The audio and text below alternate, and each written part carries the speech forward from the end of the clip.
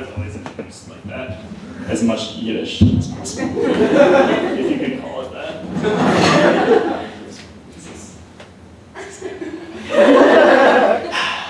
Anyway, how's everyone doing? I don't want to. Anyway, yeah, let's get right to it. So I was talking to my girlfriend the other day about like how glad I am that I don't have to worry about asking girls out because of the first part of the story. And I was like, I never have to be like, hey lady, I know, which is a red flag right there. Because the first thing I said was, hey lady, which, yeah, I mean, like, you get it, that's not a good start. But like, so she's my girlfriend, so like when I ask her out, like she has to go like no matter what I say.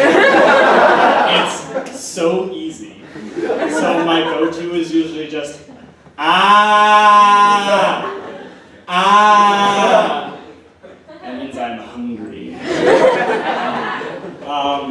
Anyway, I wonder what it would have been like to be there when the first bat suggested, you guys know bats, like, to be there when the first bat suggested that they should sleep upside down. Because I bet he was like, hey guys, like, you know how sleeping is like really uncomfortable? And the other bats were probably like, no. But that's only because they knew the other bat was right, but they were too much of a coward, like, in here to admit it. And, like, their society hadn't reached the point where it was okay admitting that it's uncomfortable to sleep the way they are. But I think at this point, bat society has progressed to the point where, like, everyone sleeps upside down and, like, everyone's, like, they admit it openly and they just are more well-rested as a whole. We have a lot to learn from the bats. Yeah, so like animals are pretty good as a whole, but like sometimes they're like really uncooperative. Specifically, I don't know if you ever had like a fly or a bug in your car or your house and you try to open the window to get them to go away, and they refuse. Because I feel every time I'm like, come on, go, just go. It's the outside. You love outside. You want this. This is what's best for everyone. Why are you being this way? It's. I feel like I'm trying to get a little kid to put his shoes on, and I'm like, I'm going to a birthday party. You want to go? Everything you like will be there. There's no reason for you to stay here. But like, with the bug, I usually just like, I just end up killing it because I don't want to. I don't want to. I'm like, you made me do this. Things could have ended differently. I'm smothering him with a pillow. That's how I tend to kill anything. But that solution is non-transferable to like having like with the children. So it makes me a little concerned about like my potential there. But like I do really like animals a lot. For example, today, just as I was walking here, I was taking out the trash in my house, and there's always like a lot of stray cats around. I live in College Town, and there's usually like adult cats, and but this time there was a kitten by my garbage. I know. And for better or for worse, no one was around because, like, totally involuntary, I went, hi there! And, like, I'm pretty sure that if people were there, that, like, still would have happened 100%. So, like, don't tell anyone that I do that.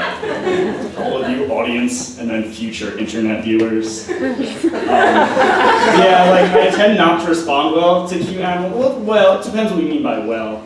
Like, at the beginning of this year, I was walking down the street up on College Ave, and there was a husky puppy. I know, yeah. And that was debilitating, to say the least.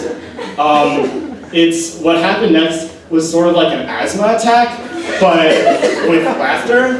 So like it had the good things of laughter were like I'm laughing and smiling and eventually crying, but it had the asthma attack parts where it's like I couldn't stop and I couldn't really breathe and I really wanted this to end. And I didn't know why this was happening because I've never had an asthma attack before. But like I couldn't, so eventually I composed myself. Colin was there, luckily, and I convinced myself that like this was never gonna happen again. This was weird circumstances. Maybe I hadn't slept really, and then months passed and I was doing well. And then I was going to someone's house, and I knew I had been made aware that there was going to be a puppy there. And this wasn't the first time I'd seen a puppy in that span. I'm like, I can do this, no problem. And I could not. I stepped inside, and I saw the puppy, and it happened again.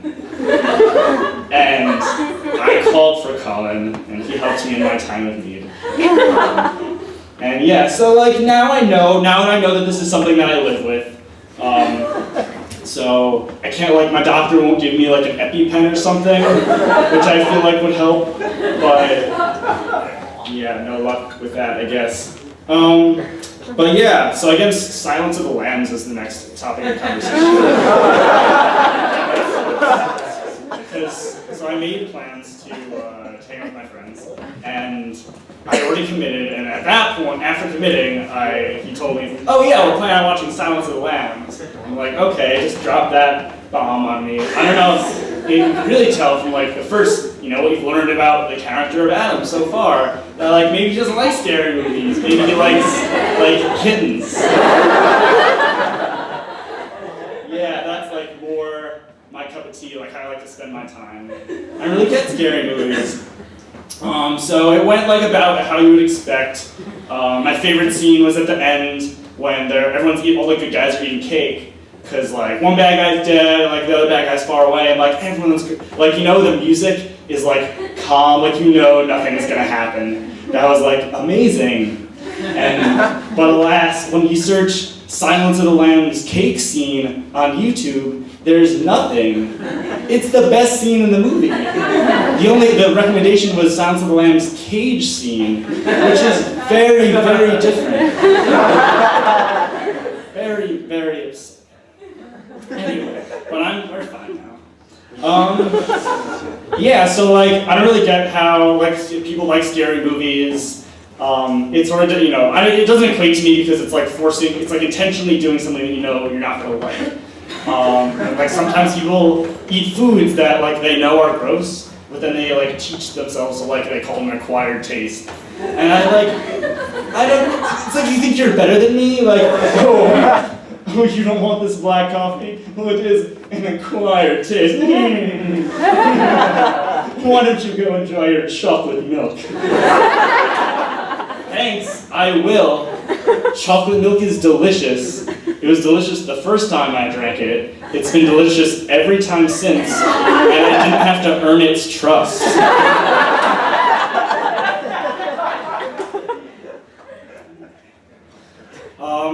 So there's really no way to get to this point, so we're just gonna go there.